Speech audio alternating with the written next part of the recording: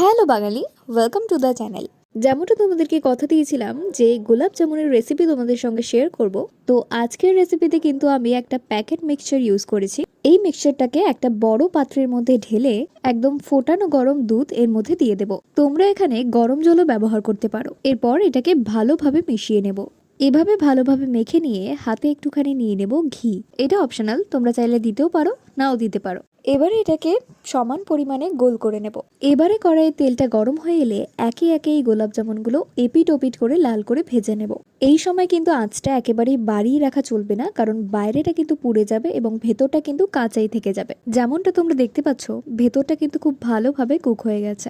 এরপর আরেকটা পাত্রে তোমাদেরকে চিনির একটা শিরা বানিয়ে নিতে হবে, যার মধ্যে এই ভাজা গোলাপ জামুনগুলো ছেড়ে দেব। অ্যান্ড এর ফাইনাল রেজাল্ট তোমরা দেখতেই পাচ্ছ কতটা সফট অ্যান্ড জুসি হয়েছে ভেতরটা। ভালো লাগলে একবার ট্রাই করো। ওকে, বাই।